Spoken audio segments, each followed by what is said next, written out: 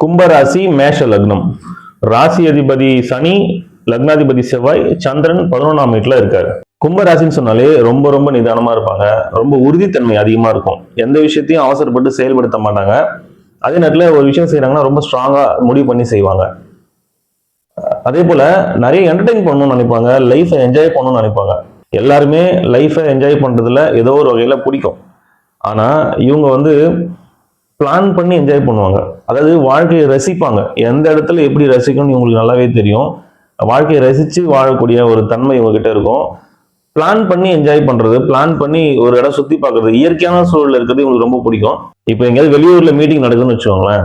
Meeting time ஒரு 3 மணி நேரம் தான் வச்சுக்கோங்களேன். ஆனா இவங்களுக்கு முதல் நாளே போறது, மீட்டிங்க்கு முன்னாடி ஏதாவது ஒரு பிளான் வச்சிருப்பாங்க, மீட்டிங்க்கு அப்புறம் ஒரு பிளான் வச்சிருப்பாங்க. இந்த மாதிரி எந்த செயலை செஞ்சாலுமே அதுல ஒரு ஒரு என்ஜாய்மெண்ட் இருக்கணும், லைஃபை என்டர்டைன் பண்ணணும்ன்ற திங்கிங் அதிகமா இருக்கும். பாட்டு கேட்கறது, படம் பார்க்கறது, சின்ன சின்ன டிராமா பார்க்கறது, இதெல்லாம் இன்ட்ரெஸ்ட் ரொம்ப அதிகமா காமிப்பாங்க. இவங்க எந்த விஷயத்தையுமே ஒரே டைம்ல ரியாக்ட் பண்ண மாட்டாங்க. கொஞ்சம் கொஞ்சமா சேர்த்து வச்சு மொத்தமா வெளிக்காட்டிடுவாங்க. அவங்களுடைய நல்லதா இருந்தாலும் சரி, கெட்டதா இருந்தாலும் சரி. இவங்களுக்கு ஏதாவது ஒரு விஷயம் கெடுதலா நடந்து போச்சு, இல்லை அவங்களுக்கு பிடிக்காத விஷயம் நடக்குது அப்படின்னா அது உடனே வெளிக்காட்ட மாட்டாங்க. அந்த கோபம், அதோடைய தாக்கம், அதோட திருப்தி இல்லாத தன்மை எல்லாமே இவங்க மனசளவில் இருக்கும்.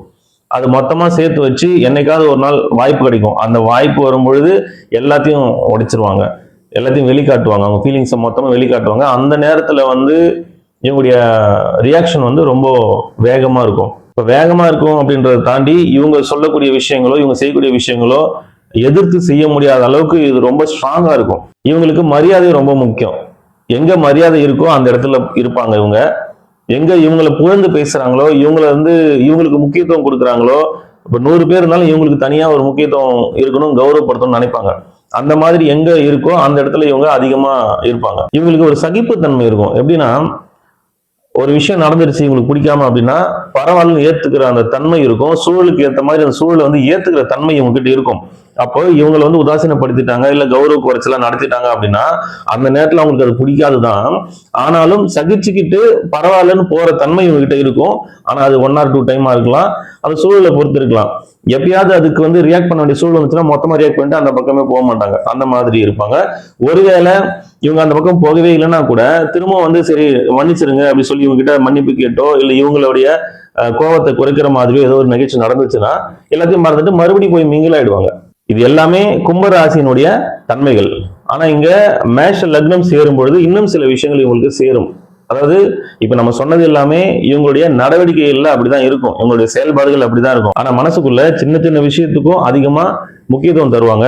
இந்த மாதிரி அவங்க எப்படி பேசலாம், அதுக்கு அதுக்கு ஆப்போசிட்டா என்ன விஷயம் இருக்கோ அதை யோசிச்சு அவங்களுக்கு ஒரு வேகம், கோபம் எல்லாம் வரும். ஆனா பிராக்டிக்கலா அதை செய்ய மாட்டாங்க. தர்ம சிந்தனை ரொம்ப அதிகமா இருக்கும். நிறைய பேருக்கு நிறைய உதவி செய்யணும்னு நினைப்பாங்க. தர்ம காரியங்கள் நிறைய செய்வாங்க. ஆன்மீக சிந்தனை அதிகமா இருக்கும்.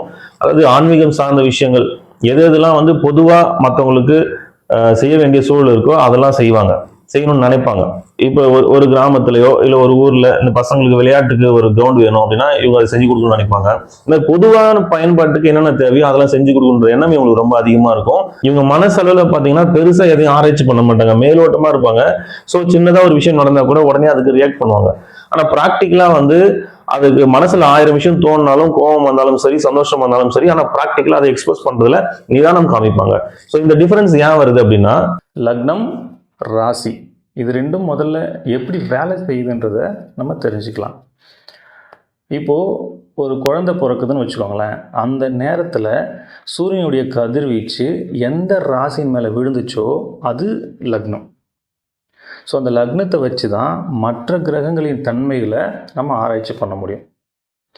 அதே நேரத்தில் சந்திரன் எந்த ராசியின் மேலே இருக்காரோ அது ஜென்ம ராசி. இப்போ ஜென்ம லக்னத்தை வச்சு அந்த ஜாதகருடைய கேரக்டர் எப்படி இருக்கும், அவருடைய சிந்தனை எப்படி இருக்கும், அவருடைய லைஃப் ஸ்டைல் எப்படி இருக்கும், இந்த ஜென்மம் ஃபுல்லாக அவருடைய பலன்கள் என்ன, எந்தெந்த காலகட்டத்தில் எப்படி இருப்பார் அப்படின்றத ஜென்ம லக்னத்தின் மூலமாக நம்ம சொல்ல முடியும். இந்த ராசி எப்படி வேலை செய்யுது அப்படின்னா, கோள்கள் சுற்றிக்கிட்டே இருக்கு இல்லைங்களா. ஒரு கோளும் ஒரு காலகட்டத்தில் ஒரு இடத்துலேருந்து இன்னொரு இடத்துக்கு பயிற்சி ஆகுது. இப்படி பயிற்சி ஆகிட்டே இருக்கும் பொழுது ஒரு பலன் கிடைக்கும். ஒரே கிரகம் ஒரு வீட்டில் இருக்கும்போது ஒரு பலன் தரும், இன்னொரு வீட்டில் இருக்கும் பொழுது வேற ஒரு பலனை தரும். ஸோ இந்த கிரகங்கள் வந்து பயிற்சியாகும்போது கிடைக்கக்கூடிய பலன்களை சந்திரன் எங்கே இருக்காரோ அதை வச்சு நம்ம கால்குலேட் பண்ணுறோம். அதுதான் ராசி. ஸோ நீங்கள் பார்த்தீங்கன்னா ராசி பலன் தான் எங்கேயுமே சொல்லுவாங்க. ஏன் அப்படின்னா லக்னம்ன்றது ஃபிக்ஸ்டு. நீங்கள் பிறக்கும் பொழுது இந்த ஜென்மம் ஃபுல்லாக உங்களுக்கு என்ன பலன்றதை அங்கே ஃபிக்ஸ் பண்ணியாச்சு. அதே போல் நட்சத்திரமும் அதுக்கேற்ற மாதிரி பலன்கள் இருக்குது. தசாபுத்திகள் நடத்தக்கூடிய கிரகங்களுக்கு ஏற்ற பலன்களும் உங்களுக்கு இருக்குது. ஆனால் இந்த ராசி பலன் வந்து கோள்கள் மாறிக்கிட்டே இருக்கும் பொழுது ஒரு பலன் தர்றதுனால அது பலன் மாறிக்கிட்டே இருக்கும். அதனால் ராசி பலன் நம்ம சொல்கிற மாதிரி இருக்குது. லக்னம் அப்படின்றது ஒருத்தருடைய சிந்தனை, அவருடைய கேரக்டர் எப்படி இருக்கும் அப்படின்றத சொல்லக்கூடியது. இந்த ராசி அப்படின்றது வந்து தன்னுடைய செயல்பாடுகளை பற்றி சொல்லக்கூடியது. இப்போ உதாரணத்துக்கு ஒருத்தர் கன்னி லக்னத்தில் பிறந்திருக்காருன்னு வச்சுக்கோங்களேன். அந்த கன்னி லக்னத்துக்கு உண்டான அத்தனை குணங்களும் அவருக்கு இருக்கும். மேஷ ராசியில் பிறந்திருக்காருன்னு வச்சுக்கோங்களேன். மேஷ ராசிக்கு உண்டான அத்தனை செயல்களும் அவங்க செய்வாங்க. கன்னி லக்னத்துக்கு உண்டான சிந்தனைகள் இருக்கும், ஆனால் செயல்பாடு எல்லாமே மேஷ ராசிக்கு உண்டான செயல்பாடுகள் தான் அங்கே அதிகமாக இருக்கும். ஒரு பிரச்சனை அப்படின்னா அந்த பிரச்சனை எதனால் வந்துச்சு, அதை எப்படி சரி பண்ணலாம், அதை பேசியே சரி பண்ணக்கூடிய அந்த விஷயம் எல்லாமே கன்னி லக்னத்துக்கு இருக்கும். தன்னை வந்து நம்ம தப்பு பண்ணாமலே பழி சொல்லிட்டா கூட அவங்களுக்கு அதை புரிய வச்சு ஆப்போசிட் சைடு யோசிக்கிறது, நிதானமாக இருக்கிறது, இந்த விஷயம்லாம் அந்த கன்னி லக்னத்துக்கு இருக்கும். ஆனால் மேஷ ராசியை பொறுத்த வரைக்கும் என்னை எப்படி நீங்கள் என்னை தப்பு சொல்லலாம், அந்த கோபம் வந்துடும். அந்த கோபத்தோட அந்த தன்னுடைய உணர்வு வந்து வெளிப்படுத்தக்கூடிய அந்த தன்மை மேஷராசிக்கு இருக்கும். ஸோ மனசில் பார்த்திங்கன்னா அவங்க நிதானமாக தான் இருப்பாங்க. நம்ம வந்து அவங்கள கேட்கணும், அவங்க சைடு நம்ம என்ன நியாயத்தை கேட்கணும், அவங்க சைடு யோசிக்கணும்லாம் இருக்கும். ஆனால் செயல்படும் பார்த்தா அந்த டைமில் டக்குன்னு கோவப்பட்டுருவாங்க. அப்புறமா யோசிப்பாங்க, நம்ம வந்து இந்த மாதிரி பேசியிருக்கக்கூடாது, நம்ம பொறுமையாக இருந்திருக்கணும். ஸோ இந்த டிஃப்ரென்ஸ் வர்றதுக்கு காரணம் லக்னமும் ராசியும் கிளாஷ் ஆகுது. இப்போது ஒருத்தரை நம்ம பார்க்குறோன்னா அவருடைய கேரக்டர் என்ன, அவர் என்ன சிந்திக்கிறார், அவர் மனசில் என்ன நினைக்கிறாரு அப்படின்றத நம்ம ஈஸியாக புரிஞ்சிக்க முடியாது. அவர் என்ன செயல் செய்கிறாரோ இதை வச்சு தான் நம்ம ஒரு கேரக்டர் நினச்சிக்குவோம். எப்போவுமே நம்ம செய்கிற செயல்களை நம்மளால் புரிஞ்சிக்க முடியாது. நம்முடைய சிந்தனைகளை நம்ம புரிஞ்சுக்குவோம், நம்ம என்ன நினைக்கிறோன்றது நமக்கு தெரியும். ஆனால் நம்ம என்ன செய்கிறோம், நம்முடைய செயல்பாடு எப்படி இருக்குது அப்படின்றத நம்மளால் அவ்வளோ சீக்கிரம் அனலைஸ் பண்ண முடியாது. லக்னத்தின்படி நம்முடைய கேரக்டர் என்ன, ராசியின்படி நம்ம என்ன செயல்பாடுகள் செய்வோம், இது ரெண்டையும் நம்ம தெளிவாக புரிஞ்சுக்கிட்டோம் அப்படின்னா நம்மளை அனலைஸ் பண்ணுறது ஈஸி, லைஃப் ஈஸியாக கொண்டு போக முடியும். லக்னத்திலேருந்து 11ஆம் வீட்டில் சந்திரன் இருக்கார். ஸோ சந்திரன் இருக்கிற இடத்த பொறுத்து பலன் சொல்றதுக்கு நிறைய விதிகளும் இருக்கு, விதி விலக்குகளும் இருக்கு. இப்போ இந்த சந்திரன் பௌர்ணமி சந்திரனா இருந்தா ரொம்ப நல்ல பலனை தருவார். வளர்பிரிய சந்திரனா இருந்தா நல்ல பலனும், தேய்பிரிய சந்திரனா இருந்தா கெடு பலனும் தருவார்னு சொல்லியிருக்காங்க. ஸோ உங்க ஜாதகத்துல சந்திரனுடைய நிலையை பத்தி தெரிஞ்சுக்கணும்னு நினைச்சீங்கன்னா, சந்திரன்ல இருந்து 7ஆம் வீடு இங்க சிம்மம், இங்க சூரியன் இருந்தார்னா இது பௌர்ணமி சந்திரன். சந்திரன் கூடவே சூரியன் இருந்தா அது அமாவாசை. கன்னியில இருந்து மகரம் வரைக்கும் இங்க எங்கேயாவது சூரியன் இருந்தார்னா அது வளர்பிரிய சந்திரன். இங்க மீனத்திலிருந்து கடகம் வரைக்கும் இங்க எங்கேயாவது சூரியன் இருந்தார்னா அது தேய்பிரை சந்திரன். ஒருவேளை உங்களுக்கு தேய்பிரை சந்திரனா இருக்குன்னா அதுக்காக நீங்க கவலைப்பட தேவையில்லை. தேய்பிரை சந்திரனை பார்த்து நீங்க பயப்படலாம் வேண்டாம். இப்போ ஒரு ஜாதகத்துல லக்னாதிபதி எப்படி இருக்காரு, நட்சத்திர அதிபதி எப்படி இருக்காரு, குரு எப்படி இருக்காரு, உங்களுக்கு தசாபதிகள் நடத்தக்கூடிய கிரகங்கள் எப்படி இருக்கு, ஸோ இதெல்லாம் பார்த்து இப்போ எந்தெந்த கிரகங்கள் சேர்க்கை இருக்குது, அது மூலமாக என்ன பலன் வருது, இப்படிலாம் நிறைய நம்ம ஆராய்ச்சி பண்ணும்பொழுது உங்களுக்கு பலன்கள் மாறும். பொதுவாக வந்து சந்திரன் தேய்பிரையில் இருந்தால் சில சங்கடமான நிகழ்வுகள் நடக்கும்ன்றது அது பொது விதி, அவ்வளோதான். அது எல்லாருக்கும் நடந்தே தீரணும்னு கட்டாயம்லாம் இல்லை. அதுக்காக அது ஒரு பெரிய விஷயமா நினச்சி நீங்கள் கவலைப்பட தேவையில்லை. நீங்கள் ஒரு ஜாதகம் பார்க்க போகிறீங்கன்னா அதில் நல்ல பலனும் சொல்லுவாங்க, கெட்ட பலனும் சொல்லுவாங்க. எவ்வளோ பெரிய நல்ல ஜாதகமாக இருந்தாலும் அதில் கெட்ட பலனும் ஒன்று இருக்கும், எவ்வளோ கெட்ட ஜாதகமாக இருந்தாலும் அதில் நல்ல பலன்களும் இருக்கும். நல்ல பலன்களை சொல்லும்பொழுது எப்போவுமே நமக்கு மோட்டிவேஷனாக தான் இருக்கும். அதே கெடுபலன் சொல்லிட்டாங்கன்னா அதை ஹேண்டில் பண்ண முடியாமல் ப்ரெஷரில் மாட்டிக்கிட்டு அதை செய்யணும்னு நினச்ச விஷயத்த செய்ய முடியாமல் அவங்க லைஃப் ஸ்டைலே மாறி போய் சைக்காலஜிக்கலாக ஒரு பெரிய ப்ராப்ளத்தில் மாட்டிக்கிறாங்க. ஸோ இந்த நேரத்தில் நம்ம எப்படி ஹேண்டில் பண்ணணும், நமக்கு ஒரு கெடுபலன்னு சொல்லிட்டாங்கன்னா அதை நம்ம எப்படி ஹேண்டில் பண்ணணும், அதை முதல்ல நம்ம கற்றுக்கணும். இப்போது நீங்கள் ஒரு ஜாதகம் பார்க்க போகிறீங்க, ஒரு வீடு கட்டவோ, இல்லை ஒரு கல்யாணத்துக்காகவோ, இல்லை ஒரு பிஸ்னஸ் ஸ்டார்ட் பண்ணுறதுக்காகவோ, இல்லை ஏதோ ஒரு முக்கிய முடிவு எடுக்கிறதுக்காக நீங்கள் ஜாதகம் பார்க்க போகிறீங்க. அவங்க வந்து உங்களுக்கு 2 வருஷம் நேரம் சரியில்லைன்னு சொல்லிட்டாங்கன்னு வச்சுக்கோங்களேன். இப்போ இந்த நேரத்தில் சில பேர் என்ன பண்ணுவாங்கன்னா, இந்த 2 வருஷம் நமக்கு நேரம் சரியில்லை, அந்த 2 வருஷம் நம்ம எதையுமே பண்ணக்கூடாதுன்னு ஒதுக்கி வச்சுருவாங்க. இன்னும் சில பேர் என்ன பண்ணுவாங்கன்னா, நேரம் சரியில்லை, ஆனால் நம்ம செய்கிற விஷயத்த செய்யாமல் இருக்க முடியாது, நம்ம செஞ்சு தான் ஆகணும் அப்படின்னு சொல்லி பயந்துக்கிட்டே செஞ்சுருவாங்க. இன்னும் சில பேர் என்ன பண்ணுவாங்கன்னா, நேரம் சரியில்லைன்னா என்ன, நான் செய்கிறத செய்வேன் அப்படின்னு செய்வாங்க. ஸோ இந்த மாதிரியான மனநிலைகள் எல்லாமே ஒரு தவறான ஒரு முடிவை தான் ஏற்படுத்தும். இதை எப்படி ஹேண்டில் பண்ணணும் அப்படின்னா, இப்போது 2 வருஷம் நம்ம நேரம் சரியில்லைன்றதுனால எதையுமே செய்யாமல் 2 வருஷம் கழித்து நமக்கு நேரம் நல்லா இருக்கும் பொழுது நம்ம ஒரு செயலை செய்ய போகிறோம், ஒரு பிஸ்னஸ் ஸ்டார்ட் பண்ணுறோம் அப்படின்னா, அங்கே 1000 ரூபாய்க்கு உழைச்சிங்கன்னா அந்த 1000 ரூபாய் உங்களுக்கு கிடைக்கும். ஆனால் அந்த 2 வருஷம் சும்மா இல்லாமல் நீங்கள் உங்களுடைய உழைப்பு அதில் போடுறீங்க. 2 வருஷம் கழித்து உங்களுக்கு டைம் மாறுது அப்படின்னா, இந்த உழைப்பு நீங்கள் இதில் போடுறீங்க இல்லையா, அந்த உழைப்பு போடும் பொழுது 1000 ரூபாய்க்கு உழைப்பு போடுறீங்க, 10 ரூபாய் தான் கிடைக்கிது. அப்போ அந்த நேரம் மாறுற வரைக்கும் அதை நீங்கள் ரன் பண்ணி கொண்டு வரணும்ல. இப்போ 10 ரூபாய் தான் கிடைக்குதுன்னா உங்களால் அந்த பிஸ்னஸே ரன் பண்ண முடியாமல் அதை நம்ம ஷட் டவுன் பண்ணிட்டு போகிற மாதிரியான சூழல் உருவாகிடும்ல. அப்போ இது மாதிரி நம்ம செய்ய முடியாது. அப்போ என்ன செய்யணும்னா, இந்த 2 வருஷம் சும்மா இருக்க முடியாது, அதுக்கு நம்ம ஒரு பிஸ்னஸ் ஸ்டார்ட் பண்ண போகிறோன்னா அதில் பெருசாக பாதிப்பு ஏற்படாத மாதிரி நம்ம பரிகாரங்கள் பண்ணிக்கலாம். இப்போ பரிகாரம் பண்ணுறதுனால சுத்தமாக நமக்கு அது நஷ்டமே ஆகாதான்னா கண்டிப்பாக நஷ்டங்கள் இருக்கும். கெட்ட நேரத்தில் நமக்கு ஒரு கெட்டது நடக்கணும்னா அதை தவிர்க்கவே முடியாது. ஆனால் 1000 ரூபாய்க்கு நீங்கள் உழைக்கிறீங்க, 10 ரூபாய் தான் உங்களுக்கு கிடைக்குன்ற இடத்துல பரிகாரம் பண்ணிவிட்டு நீங்கள் அந்த விஷயத்தை செய்யும் பொழுது ஒரு 100 ரூபாய் கிடைக்கும். ஸோ அந்த நல்ல நேரம் வர்ற வரைக்கும் உங்களால் அதை ரன் பண்ணி கொண்டு போக முடியும். ஆனால் அதுக்கப்புறம் நீங்கள் உழைச்ச உழைப்பு இருக்கு இல்லையா, இங்கே நீங்கள் என்னென்ன உழைப்பெல்லாம் உங்களுக்கு வீணாக போச்சோ, எவ்வளோ நஷ்டமாச்சோ அதை விட பல மடங்கு இங்கே திரும்ப கிடைக்கும். இப்போ நிறைய பேர் வந்து நேரம் சரியில்லைன்ற ஒரு காரணத்தினால எதையுமே செய்யாமல் விட்டுறாங்க. ஸோ அந்த மாதிரி இருக்கக்கூடாதுன்றதுக்காக நான் சொல்கிறேன், நீங்கள் கட்டாயம் செய்யுங்க. அந்த உழைப்பு வந்து அந்த நேரத்தில் பலன் தரலனாலும் உங்களுக்கு நேரம் மாறும் பொழுது பல மடங்கு திரும்ப கிடைக்கும். நல்ல நேரம் வந்துச்சுன்னா 1000 ரூபாய்க்கு நீங்கள் உழைச்சிங்கன்னா 10,000 கிடைக்கலாம், 1 லட்சமும் கிடைக்கலாம். அதுக்கு நீங்கள் என்ன பண்ணியிருக்கணும், கெட்ட நேரமாக இருந்தால் கூட உங்களோட உழைப்பை மிஸ் பண்ணக்கூடாது. நீங்கள் எல்லா நாளும் அந்த உழைப்பை போட்டுக்கிட்டே இருக்கணும்.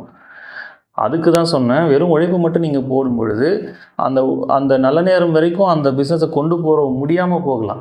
அதுக்கு தான் சின்ன சின்ன பரிகாரங்கள் பண்ணிக்கணும். பரிகாரம் பண்ணணும்னா பணம் செலவு பண்ணி தான் பண்ணணும், கட்டாயம்லாம் இல்லை. பணம் செலவு செய்யாமலே நிறைய பரிகாரங்கள் செய்ய முடியும். அது என்னன்றது நான் திரும்ப பின்னாடி சொல்கிறேன்.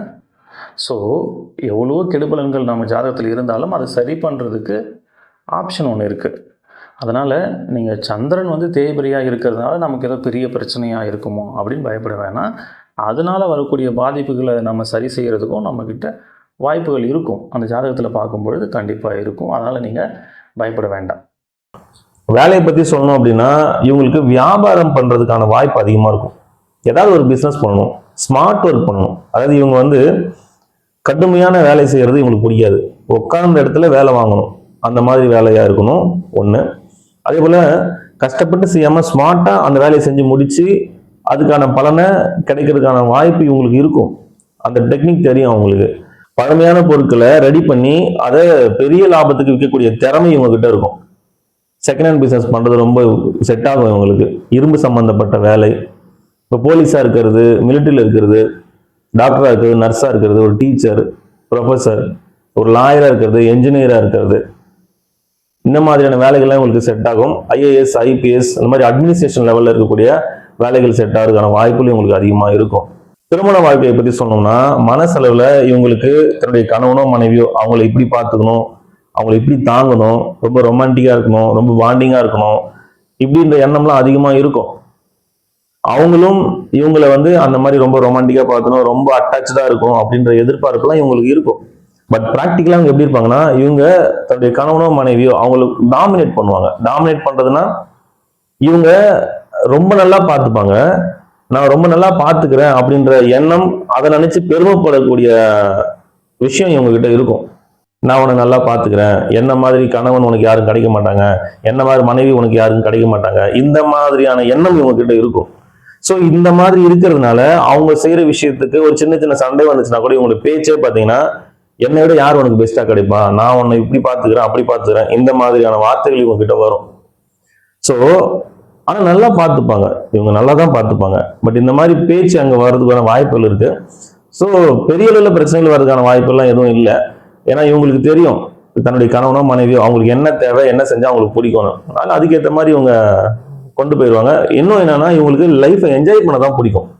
ஸோ கணவனோ மனைவியோ அவங்க கூட இவங்க லைஃப் என்ஜாய் பண்றதுக்கான வாய்ப்பு அதிகமாக உருவாக்குவாங்க. அதனால பெரிய அளவில் பிரச்சனைகள்லாம் இருக்காது. இது பொது பலன் தான். மற்ற கிரகங்களை பொறுத்து இந்த பலன் மாறக்கூடிய வாய்ப்புகள் நிறைய இருக்கு. உங்க லைஃப்ல நிறைய பிரச்சனைகள் ஃபேஸ் பண்றீங்கன்னு நினைச்சீங்கன்னா நம்ம சொல்லக்கூடிய எளிய முறை பரிகாரங்களை வீட்டிலேயே செஞ்சுக்கோங்க. நிச்சயமா பிரச்சனைகள் குறையும். பரிகாரம் ஏன் சார் பண்ணணும்? பரிகாரம் பண்ணால் பிரச்சனை தீர்ந்துருமா? நிச்சயமாக தீராது. இப்போது நம்ம ஜாதகத்தில் இருக்கக்கூடிய நல்ல பலன்களை நம்ம அனுபவித்து தான் தீரணும். அதே போல் கெடு பலன்களையும் கட்டாயம் அனுபவிக்கணும். அதுக்கு தான் பிறந்திருக்கோம். அப்புறம் எதுக்கு பரிகாரம் பண்ணணும்? பரிகாரம் பண்ணால் அந்த பிரச்சனையினால் ஏற்படக்கூடிய விளைவுகளை குறைக்க முடியும். அந்த பிரச்சனையை ஃபேஸ் பண்ண முடியும். அந்த பிரச்சனையை கடந்து போகிறதுக்கான வழிகள் நமக்கு கிடைக்கும். எப்போவுமே நம்ம பிரச்சனையை பார்த்து பயப்பட மாட்டோம். அந்த பிரச்சனையினால் ஏற்படக்கூடிய விளைவுகளை நினச்சி தான் நம்ம பயப்படுவோம். அந்த விளைவுகள் தான் நமக்கு சிரமத்தை கொடுக்கும். இப்போ உதாரணத்துக்கு இந்த உதாரணம் நான் நிறைய இடத்துல சொல்லியிருக்கேன். இருந்தாலும் எளிமையாக இருக்கிறதுனால நான் திரும்பவும் இதையே சொல்கிறேன். இப்போ நம்ம கீழே விழுந்துட்டோம் அப்படின்னா, கீழே விழுறோம் அப்படின்றது ஒரு பிரச்சனை தான். கீழே விழுந்தால் நமக்கு அடிபடாது, வலிக்காதுன்னா கீழே விழுறதை நினச்சி நம்ம ஏன் பயப்பட போகிறோம்? இப்போ கீழே விழுறது ஒரு நிகழ்வு, ஒரு பிரச்சனைன்னு வச்சுக்கலாம். ஆனால் அதனுடைய விளைவு எப்படி இருக்கலாம்? ஒன்றுமே நடக்காமல் நம்ம எழுந்துடலாம், இல்லை கை காலில் முறிவு ஏற்படலாம், இல்லை 6 மாதம் படுத்து படுக்கையாக இருக்கலாம், இல்லை உயிர் போகிற அளவு கூட பாதிப்பு ஏற்படலாம். அப்போது கீழே விழுறது ஒரு பிரச்சனை, ஆனால் அதோடைய விளைவுகள் மாறிக்கிட்டே இருக்கு இல்லையா? இப்போ நம்ம பரிகாரம் பண்ணுறதுனால என்ன நடக்கும்னா, அந்த கீழே விழுற பிரச்சனையை நம்ம தவிர்க்க முடியாது, ஆனால் அதனால் ஏற்படக்கூடிய பாதிப்பை நம்ம குறைக்க முடியும். நம்ம ஜாதகத்தில் பிரச்சனைகளை ஏற்படுத்தக்கூடிய கிரகங்களை சாந்தப்படுத்தவும், அதனுடைய வீரியத்தை குறைக்கவும் நம்ம செய்யக்கூடிய செயல்கள் அனைத்துமே பரிகாரம் தான். சரி, இந்த பரிகாரம் பணம் செலவு பண்ணி தான் பண்ணணுமா? பரிகாரம் பல வழிகளை நம்ம செய்ய முடியும். பணம் செலவு பண்ணி செய்கிறது எவ்வளோ வழிகள் இருக்குது. பணம் செலவு பண்ணாமல் நான் செய்யக்கூடிய நமக்கு வழிகள் நிறையா இருக்குது. என்னால் பெருசாக பொருள் செலவு பண்ண முடியாது, ஆனால் பரிகாரம் பண்ணணும்னு நினைக்கிறவங்களுக்கு நான் சொல்லக்கூடிய விஷயங்கள்லாம் நீங்கள் தாராளமாக ஃபாலோ பண்ணலாம். இது எந்த ராசிக்கும் எந்த நட்சத்திரத்துக்கும் பர்டிகுலராக நம்ம சொல்லலை. பொதுவாக யார் வேணாலும் செய்யக்கூடிய எளிமையான பரிகாரங்கள். முதல்ல சூரியனுக்கு சமர்ப்பணம் செய்யணும். தினமும் காலையில் குளிச்சுட்டு மொட்டை மாடியில் போய் நின்று, இல்லை வீட்டுக்கு வெளியில் போய் நின்று சூரியனை பார்த்து கையில் தண்ணி அள்ளி இப்படி கீழே கொட்டுங்க. சூரியனை பார்த்து இப்படி கீழே கொட்டுங்க. சமர்ப்பணம் சொல்லி செய்யுங்க. ஒவ்வொரு பௌர்ணமி அன்னைக்கும் திருவண்ணாமலைக்கு கிரிவலம் போயிட்டு வாங்க. பௌர்ணமி அன்னைக்கு போகிறதுக்கு எனக்கு வாய்ப்பு இல்லை சார் அப்படின்னா, வளர்பிறை டைமில் ஏதோ ஒரு நாள் நீங்கள் போயிட்டு வரலாம். இல்லை அப்போவும் என்னால் முடியாது, எனக்கு எப்போ டைம் கிடைக்குன்னே தெரியல அப்படின்னா, அட்லீஸ்ட் திருவண்ணாமலைக்கு போயிட்டு வாங்க. என்னால் திருவண்ணாமலைக்கு போகிற அளவுக்கு எனக்கு சுச்சுவேஷன் இல்லை சார் அப்படின்னா, நீங்கள் எங்கே இருக்கீங்களோ அங்கேயே நீங்கள் மொட்டை மாடியிலேருந்து சந்திரனுடைய ஒளியில் உங்களால் எவ்வளோ நேரம் இருக்க முடியுமோ இருக்கலாம் பௌர்ணமி அன்னைக்கு. அடுத்தது நவகிரகங்களை சுற்றுங்க. இந்த நவகிரகங்கள் சனிக்கிழமையில் சுற்றுறது சிறப்பு. ஏன் சனிக்கிழமையில் சுற்றணும் அப்படின்னா, ஒவ்வொரு நாளும் சூரியன் உதிக்கிற நேரத்தில் எந்த கிரகங்களுடைய கதிர்வீச்சு பூமி மேலே படுதோ அந்த கிரகத்தினுடைய ஆதிக்கம் அந்த நாளில் இருக்கும். அப்படி தான் நம்முடைய வாரங்கள் இருக்கும். தமிழ் வாரங்கள் 7 நாள் வருது இல்லைங்களா? 7 நாளுமே ஒரு கிரகத்தின் ஆதிக்கம் அங்கே அதிகமாக இருக்கும். அதுபோல் சனி பகவானுடைய ஆதிக்கம் சனிக்கிழமைகளில் அதிகமாக இருக்கும். சனி கிரகத்திலேருந்து வரக்கூடிய கதிர்வீச்சுகள் மூலமாக நமக்கு பலன்கள் கிடைக்கும். பூமியிலேருந்து சனி கிரகம் ரொம்ப தொலைவில் இருக்கிறதுனால இடைப்பட்ட தூரத்தில் இருக்கக்கூடிய கிரகங்கள் அதனுடைய கதிர்வீச்சையும் அதனுடைய பலன்களையும் நம்ம பெறக்கூடிய வாய்ப்புகள் சனிக்கிழமைகளில் அதிகமாக இருக்கும். அதனால் சனிக்கிழமைகளில் நம்ம நவகிரகங்களை சுற்றி வரணும். நவகிரகங்களை சுற்றும் பொழுது ஒரு ஒரு கிரகத்தின் பேரை சொல்லி போற்றி சொல்லி சுற்றிட்டு வாங்க. சூரிய பகவானை போற்றி, சந்திர பகவானை போற்றி, செவ்வாய் பகவானை போற்றி, புத பகவானை போற்றி, குரு பகவானை போற்றி, சுக்கிர பகவானை போற்றி, சனி பகவானை போற்றி 7 சுற்று கிளாக் வைஸ் சுற்றணும். எதிர் திசையில் 2 சுற்று சுற்றணும். ராகு பகவானை போற்றி, கேது பகவானை போற்றி சனிக்கிழமைகளில் நவகிரகங்களை சுற்றிட்டு வாங்க. வயசானவங்களை நீங்கள் ரோட்டில் ஆதரவு இல்லாமல் இருக்கிற வயசானவங்களை பார்த்தீங்கன்னா அவங்களுக்கு சாப்பாடு வாங்கி கொடுங்க. அவங்கள பார்க்கணுன்றதுக்காகவே நீங்கள் சாப்பாடு வாங்கிட்டு போய் கொடுத்தீங்கன்னா இன்னும் சிறப்பு. அவங்களுக்கு செஞ்சால் நமக்கு புண்ணியம் நினச்சி தயவு செஞ்சு செய்யாதீங்க. அவங்களுக்கு பசிக்கும், அவங்க பசி ஆற்றணும் அப்படின்ற எண்ணத்தில் நீங்கள் அந்த சாப்பாடை வாங்கி கொடுங்க. மாற்றுத்திறனாளிகள் இருந்தாங்கன்னா அவங்களுக்கு உடல் உழைப்பு கொடுங்க. பணம் செலவு பண்ணுறதை விட நம் உடல் உழைப்பு அதிகமாக கொடுக்கறது தான் பலன்கள் அதிகமாக இருக்கும். இது எல்லாமே ரொம்ப எளிமையாக நீங்கள் செய்யக்கூடிய ஒரு பரிகாரங்கள் தான். இதை நீங்கள் செய்கிறதுனால எளிமையான பரிகாரம் தான், ஆனால் பலன் ரொம்ப பெருசு. நீங்கள் செஞ்சு பாருங்கள், உங்களுக்கு நிறைய பலன்கள் கிடைக்கும். இல்லை சார் எனக்கு இது பண்ணுறதுக்கான வாய்ப்புகளே எனக்கு இல்லை அப்படின்னு இருந்தீங்கன்னா நீங்கள் எந்த நட்சத்திரம் எந்த ராசியாக இருந்தாலும் எதை பற்றியும் கவலைப்படாதீங்க. முருகனை கெட்டியாக பிடிச்சிக்கோங்க. மனசார முருகனை வேண்டி குருவாய் வருவாய் அருள்வாய் குகனே இதையே திரும்ப திரும்ப சொல்லுங்கள். இதை விட பெரிய பரிகாரம் எதுவும் இல்லை. அதாவது நிறைய வழிகள் இருக்குது. எதுவுமே பண்ண முடியாமல் இருக்கிறவங்களுக்கு இதுதான் பரிகாரம். சரிங்களா? இதெல்லாம் நீங்கள் ஃபாலோ பண்ணுங்கள். நிச்சயமாக உங்கள் வாழ்க்கையில் பெரிய மாற்றம் நிகழும்.